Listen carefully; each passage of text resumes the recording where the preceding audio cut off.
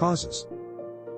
During digestion, your body breaks down carbohydrates from foods, such as bread, rice, and pasta, into various sugar molecules. One of these sugar molecules is glucose, the main energy source for your body. Glucose is absorbed directly into your bloodstream after you eat, but it can't enter the cells of most of your tissues without the help of insulin, a hormone secreted by your pancreas. When the glucose level in your blood rises, it signals your pancreas to release insulin. The insulin unlocks your cells so that glucose can enter and provide the fuel your cells need to function properly. Any extra glucose is stored in your liver and muscles in the form of glycogen. This process lowers the amount of glucose in your bloodstream and prevents it from reaching dangerously high levels. As your blood sugar level returns to normal, so does the secretion of insulin from your pancreas. Diabetes drastically lowers insulin's effects on your body.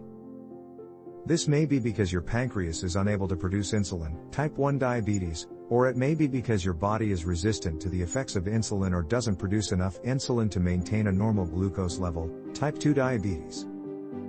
As a result, glucose tends to build up in your bloodstream, hyperglycemia, and may reach dangerously high levels if not treated properly. Insulin or other drugs are used to lower blood sugar levels. Risk factors. Many factors can contribute to hyperglycemia, including 1. Not using enough insulin or oral diabetes medication. 2. Not injecting insulin properly or using expired insulin. 3. Not following your diabetes eating plan. 4. Being inactive. 5. Having an illness or infection. 6. Using certain medications, such as steroids. 7. Being injured or having surgery. 8. Experiencing emotional stress, such as family conflict or workplace challenges. Illness or stress can trigger hyperglycemia because hormones produced to combat illness or stress can also cause your blood sugar to rise. Even people who don't have diabetes may develop transient hyperglycemia during severe illness.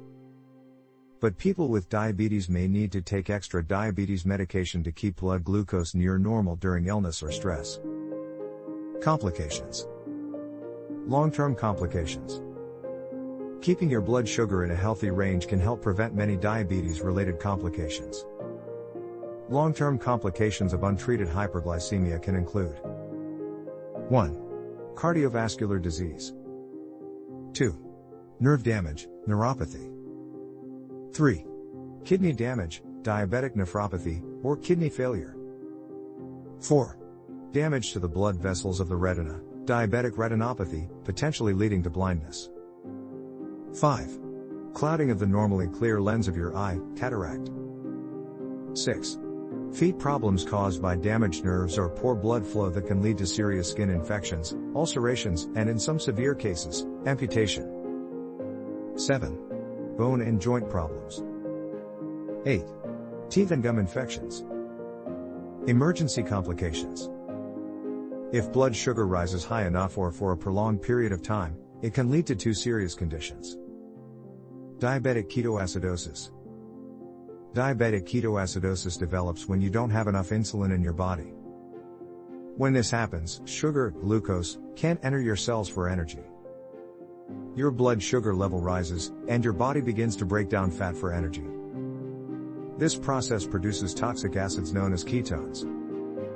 Excess ketones accumulate in the blood and eventually spill over into the urine. Left untreated, diabetic ketoacidosis can lead to a diabetic coma and be life-threatening. Hyperglycemic hyperosmolar state. This condition occurs when people produce insulin, but it doesn't work properly.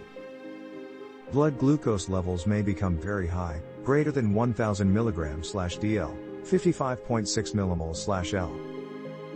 Because insulin is present but not working properly, the body can't use either glucose or fat for energy.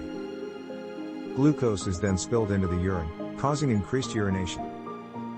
Left untreated, diabetic hyperglycemic hyperosmolar state can lead to life-threatening dehydration and coma. Prompt medical care is essential. Prevention. The following suggestions can help keep your blood sugar within your target range. 1. Follow your diabetes meal plan. 1. If you take insulin or oral diabetes medication, it's important that you be consistent about the amount and timing of your meals and snacks. 1. The food you eat must be in balance with the insulin working in your body. 2. Monitor your blood sugar. 2. Depending on your treatment plan, you may check and record your blood sugar level several times a week or several times a day. 2. Careful monitoring is the only way to make sure that your blood sugar level remains within your target range. 2. Note when your glucose readings are above or below your goal range. 3. Take your medication as prescribed by your doctor. 4. Adjust your medication if you change your physical activity. 4. The adjustment depends on the blood sugar test results and on the type and length of the activity.